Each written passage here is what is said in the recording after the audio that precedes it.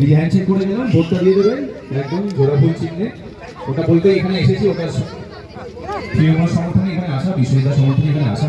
আপনার কাছে আবেদন করবো যে আপনারা প্লিজ সকাল সকাল চলে যাবেন, ইভিএম মেশিনে 4 নম্বর বাটন টিপে বিশ্ববিদ্যালয়কে বিপুল ভোটে জয়ী করবেন।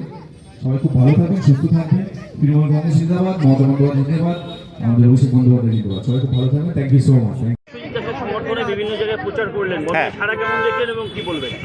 আমি তো যেখানে যেখানে যাচ্ছি সত্যি খুব ভালো লাগছে যে হাওয়া খুবই ভালো, এবং এই যে অনেকে মিথ্যে প্রচার করছে যে তারা এগিয়ে আছে বা তারা অনেক ভোট বেশি পেয়েছে, অনেক সিট পেয়ে গেছে অলরেডি, এইগুলো আমার মনে হয় ভাওতাবাজি হচ্ছে। এবং সেইগুলোর বাইরে বেরিয়ে যখন মানুষের কাছে আসছি, মানুষের সামনে আসছি, তখন বুঝতে পারছি যে আসল কী এবং সত্যটা কী।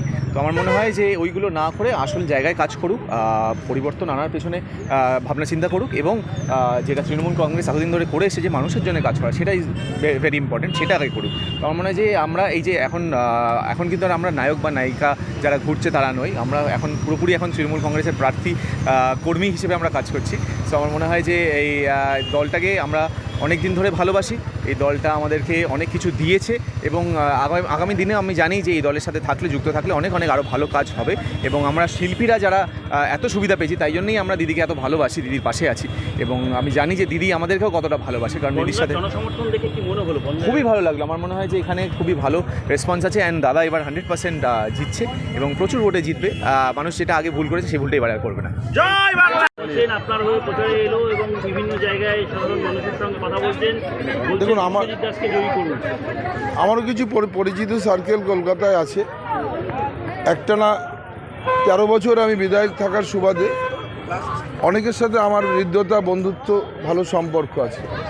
আমি প্রার্থী হয়েছি শুনে অনেকেই এসেছেন, আরও অনেক মানুষ আসতে চেয়েছিলেন, আমি সময়ের অভাবে সবাইকে আনতে পারিনি। এবং আমি খেলাধুলা জগৎ থেকে এসেছি, ক্লাব সংস্কৃতি জগৎ থেকে।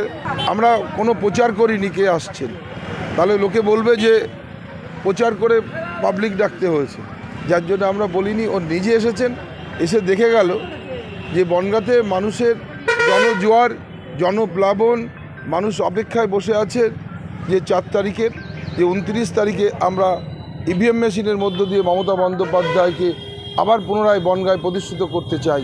এটা শুধু সময়ের অপেক্ষা। গতকাল এই মহা মিছিল, জনপ্লাবন, জনসমুদ্র বলে দিয়েছে যে 29 তারিখ কী হতে চলেছে আর 4 তারিখে কি ফল ঘোষণা হবে। একদম প্রচারের শেষ লগ্নে এসে মার্জিন কত মনে করছেন? আমি প্রথম দিকে ভাবছিলাম যে 30-40 হাজার হবে, কিন্তু এখন গতকালকের মিটিং মিছিলের পরে স্বতঃস্ফূর্তভাবে মানুষ দুপাশ দিয়ে, রাস্তার দুপাশে মনে হয়েছে যে কোনো জনসমুদ্রের মধ্যে দিয়ে আছে। আমার পক্ষে এক্ষুনি সম্ভব বলা ঠিক নয়, তবে আমি তাও বলি এটা 50-60 কোথায় চলে যাবে আমি নিজেও বলতে পারছি না।